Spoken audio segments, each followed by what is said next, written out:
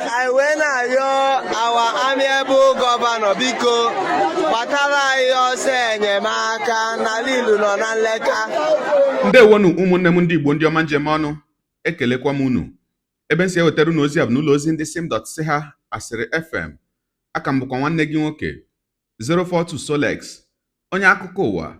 Ihe onyonyo a ị na-ahụ n'iru ebe a bụ ozi nke si n'obodo Lilu nke nọ n'ime okpuru ọchịchị Ihiala na steeti Anambra wee pụta, bụ ihe onyonyo na-egosi ọtụtụ ndị okenye, ndị agadi nwoke na ndị agadi nwanyị ndị ya bụ obodo, ebe ha ji obi mgbawa wee na-arịọ aka na-achị steeti Anambra bụ gọvanọ Charles Chukwuma Soludo na ndị gọọmenti ya sị gbatara ha ọsọ enyemaka na ya bụ obodo Lilu, n'ihi na ihe niile eji ebi ndụ dịka ndị obodo kọrọ ha na ya bụ obodo.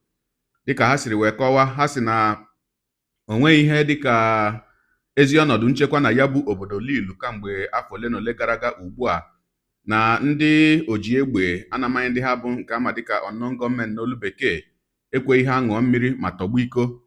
Ha wee sị na anaghị ekwezi ha mee mmemme maọbụ ịlụ nwaanyị maọbụ ịkwa ozu maọbụ ụdị mmemme ọbụla ma ọ bụ emegara nata ikikere n'aka ha bụ ndị oji egbe. Wee gakwa n'iru wee sị na ha enweghịzi ụlọ akwụkwọ, na ha enweghịzi ụlọ ụka, na ha enweghịzi ọkụ latrik nke ha ji enwekwanụ ụzọ. Ha wee na-arịọ ndị gọọmenti ka gbatara ha ọsọ enyemaka, n'ihi na ọnọdụ ha nọ na ya bụ obodo Lilu bụzi ọnọdụ ọdịndụ ọnwụ ka mma. Ogologo kwa dị mmanụ ka mgbede, ya mere buru oche gị kpụdobe nso ma nọrọ ala ka anyị nyọ anya na ya bụ ihe onyonyo ma nụrụ n'olu ha bụ ndị nne na ndị nna bụ ndị agadi n'obodo Lilu nke nọ n'ime okpuru ọchịchị Ihiala na steeti Anambra. Ma dịka anyị na-enyo anya na ya bụ ihe onyonyo, anyị kiricha ya, anyị ga-elebekwa anya na ihe nwanne anyị nwoke bụ Onowu Igbo, bụ onye nke anyị si n'aka ya wee nweta ihe onyonyo a, kwuru na ya bụ okwu dịka onye si na ya bụ ime okpuru ọchịchị Ihiala wee pụta. Ya mere a sịla na Solex si kama lere onyonyo ya. Ekene m onye ukwu, ekene m onye nta. Onitienu, anyị kwuru na Lilu ga-adịrịrị mma ọkụ ya. Anyị kwuru na Lilu ga-adịrịrị mma. Anyị wee na-arịọ our amiable governor biko kpatara anyị ọsọ enyemaka na Lilu nọ na nleka. Na ndị mpa anyị na ndị mma, o nwere onye obi dị mma. O nwere onye obi dị mma, ị na-anya ya ị ga-afịa. O nwere onye obi dị mma. Biko anyị na-ayọ biko our amiable governor ya nyere anyị aka, let there be freedom.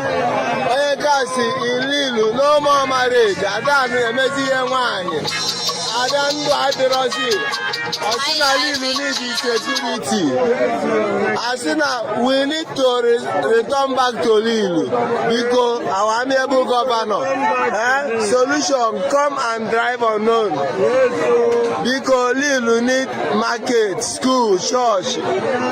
Mpagede ihe nwere ikwu. Ihe nwere ikwu na nsogbu anyị nwe na be anyị karị. Ya bịa anyị na anyị aka bụ usoro udo, na anyị bụ ndị okenye na anyị na-abụzi anyị mme na anyị adịrọ mma. Ihe na-eme na be anyị karịrị, ya gbatara anyị ọzọ. Anyị enwere ụzọ, anyị enwere ọkụ, o nwere ihe anyị nwere na Lilu. Ya biko, ya bịa nyere anyị aka na anyị so bụrụ Naijiria. Ọ bụrụ ya, mami, kedu ihe ị nwere ikwu n'okwu a? Kedu ihe ị nwere ikwu n'okwu a? Isi we want to gịnị? Yes, we need to vote in Lilu.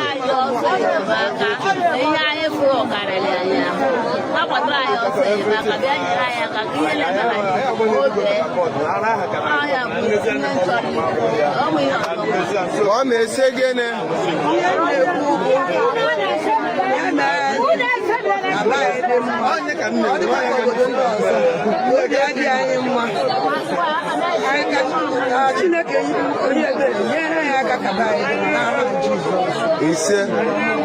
Ise daddy kwuo gịnị? Obodo a dị ife a health center adịrị, enweghị ụlọ ọgwụ dị n'obodo, onye mgbe ọ tụrụ n'obodo a na-anwụ.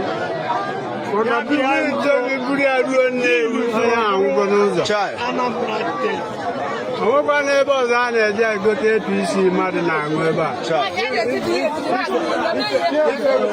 Ifegode amarụrụ gị njegori ya ịma atụ. Dadi kwuo gịnị nọ? Soro udo ya bịa nyere anyị aka na anyị atala afụ mgbe ọ bara gọvanọ eso tụrụ ya vootu na Koko Brọd eso tụrụ ya vootu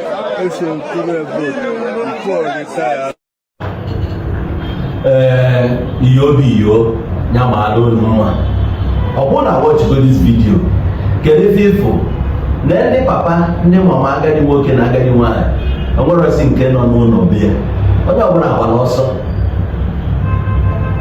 ebe ị na-achụ insekuriti insekuriti dịraba na ebe niile a na-akọ akụkọ Biafra na o mere udo ịpụtazi ihe na-agba mbụ na na-ekwesịghị ịma na nke a bụ ndị a na nke a bụ ndị a. Onye ka ị na-akpọgoro onye aka ọwụ ụmụazị mbụ na your own local government dị etu a nke ntinye ya dị ihe a na-akọghịrị ife ị na-akọghịrị ihe a na local government the only local government na South East and the only local government in Anambra State as old as here the local government then I was the worst, I was the least. Few weeks ago Kangaroo Nuli we post to Uzo Mechile Uzo popular Uzo Esiaguli boys with girls need them know why Oyabona Nandeka Ofia to Chisilozo get in there. I can see why the government actually did this that ndị niile na-abụ gọọmenti send ya ndị ọrụ eguru ha n'elu kidnap si a etu a uli ihia azịa iseke lilu ọsụmohu ndị a niile nọ within that axis onye ọbụla gbara ọsọ o nwere onye na-akazibe nna ya ọbụkwa ife me 1 year 2 years 3 years 4 and counting esi na obi ya dị mma. Ọ bụrụ na ọbịa nna gị ka dị na I wonder ka ị ga-esi wee na-efe ndị jee fight anụ ha nọkwa igwe fighter ka ị savage the place ka ndị nwe obodo nwee obi aṅụrị.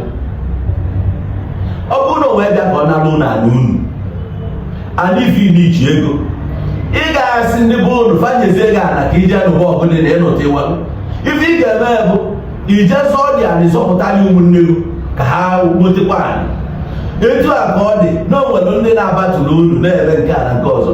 Anyị nwere faịta iyuzuo faịta ga liberate your people si onye ọbụla na kpọrọ ụlọ na onwere ihe na-eme mana nke a bụ na onye ọbụla gbara ọsọ esem na egwe faịta ka ihe na fight enyere gị contract 1 year 2 years 3 years afọ ịfa na ibere good the contract ga-terminate ya etu a ka ọ dị mmadụ ahụ azụ afọ uru adịghọ. You know, they send in that no one. They can't develop to the government because government was the last resort. You remember that government was the God I for. If you want God to salvage you, he get the government, the lawyer to them. Yes. At least you go to Nimo, Kurumri, dinner.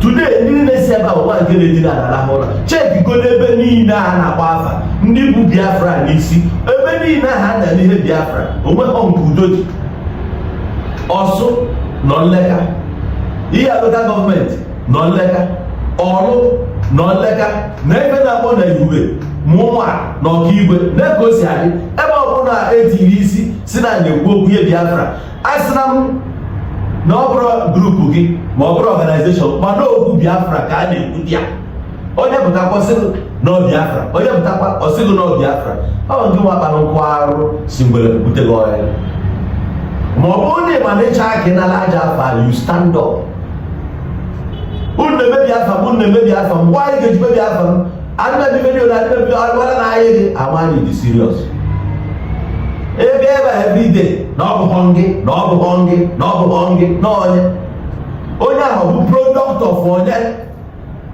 onye nọchọrọ ya kere etinye this ideology n'ime na ndị a na-ayọzi na ha nọ nleka Udodi enwere much to say. Onye na-eme ya na-emekwa n'ọbụla ya. A na-ekwu okwu a na-ekwu check ya nne na nna adị si ona wezi nke na-aba na bie. Ọ bụrụ na ọ dị etu a na be nna gị. I don't think na ị ga-emepe ọnụ na-abatụrụ m na-asị m na mụ na talk nonsense. Udodi as long as enwere sense n'ime nonsense, ị ga-ewerere that sense. Ị ga-ewe sense ya tufuo dị nọn welu the sense. Ma eju wonder ọ ga-emetụtakwa gị ụgwọ ọjọọ. Ka anyị taba afọ anyị na-ata. Yes, anyị na-ata afọ ka anyị tabịa. Ọ na-abụ ntụgharị n'anya mfụkwa na owere onye nka mma nne ya. Na one day is one day. Na Chineke ya emere onwe ya. Gbaa akwa mgbochi kewara ọ bụrụ gị jeje kewa anya. Time ụkwa ruo oge ọ ga-adị n'idre na-adị gị elu. Inidre ọkara na-aga mgbe ọbụla ụkwa achazie ụkwa ruo oge ọ ga-ada. Onye ji ife nwata nwere aka na aka na onye ilo ga-ewetu nwata enwere ife ya. You don't force it. Rapia, it happens naturally. Etu esi ekwu miracle. Mmadụ asị ka o mee miracle. I don't believe in that shit. Miracle bụ ife na-emere onwe ya. Ịma mmadụ ka otu eme. Kulo dara. Onye ndu, onye kele ụlọ ụwa chiru na-esiri gị dị nni. Ọ ga-irie nni. Hapụ nke a aja bụkwata onwe ebe anyị ji azụ ede. For how long anyị ga-atọ na-akụ mfu akụkọ ụmụnne anyị a na-egbu ha every day mmadụ a na-ahụ ikwutere nke ha like ị ga-ahụ ndị nụbụzi enemi adị ndụ elu ha na mgbe ọbụla ha bighị aka n'ọka onye ọbụla afịa n'ọka onye bụ onye a na-afịa mkpu okwu igbo ọ bụ igbuzie m gị na onye ga-akwụzi wee lụso ndị ọzọ kere gịnị a ga-anọ wee planụ onye ọbụla na-ekwetara n'ife ikwu bụ sabotu a mma iru abụọ ọ ga-emesị ahụ gị afịa etu a ngwa gị aka ọ dị ọkpọtụ ọnụ imi ọ ga-akpọtụli anya ụmụ Igbo ya maara ụlọ mma ana ehi ala ihe a lokal gọọmenti ga-adịrịrị mma ọrụ ga-adị mma ọsụ ga-adị mma ihube ọkaigwe ga-adị mma ala Igbo ga-adịrịrị mma ala Igbo bụ ebe nwụrụ anyị nwụrụ obodo ala Igbo enwezi ọzọ ị na-eti ya na akaụntụ gị ala Igbo ga-adịrịrị mma shọ nwanne m na-ewe Igbo eze ụmụ iyo akwa ikirichala ya bụ ihe onyonyo gị onye na-egere akụkọ ụwa m ịmara nletu anyị si eme ya denyere ebumnuche gị otu isu ahụ ya bụ ihe nke ikiriri ugbu a na ngalaba okwu ka anyị mara uche gị na uche onye adịghị ya njọ dalụkwa gị na-eso ebere anyị sonye ekelekwa m gị wee na-asị gị jide ka iji onye asị ya jide ka o ji ịmara na nke o ji kacha mma ekpere m bụ na Chineke nna ga na-anọnyere gị ọpụpụ gị na mbata gị na-etinyere gị aka n'ezi ihe niile nke ị na-eme gị taa bụkwanụ mbụ ị na-ahụ ihe onyonyo anyị asị gị nnọọ onye gị na ya ka nọkwa bụ 042 Solex onye akụkọ ụwa n'iru akwụkwọ efere mba ụwa ya mere ọ bụrụ na ka m mere dị gị mma n'obi nwanne biko ọ bụ na Facebook na Instagram ka na-ahụ onyonyo ya pịara m follow ọ bụ na YouTube ka na-ekiri ya bụ ihe onyonyo pịara m subscribe ya na mgbịrịgba anya n'akụkụ ka ime ike na-enweta ihe onyonyo ndị ọzọ m ga na-ewetara gị n'ọdịnihu. Igbo ndị ọma njem ọnụ Igbo mụrụ nze mụ ọzọ ekelekwa m unu wee na-asị na ọ ga na-adịrị unu niile mma o ise ngwanụ tụsawara m ihe onyonyo a na-atụsara m bịa bụ ihe onyonyo na-apịrị maka na share button ya maara gị mma onye nke m udo dịrị unu.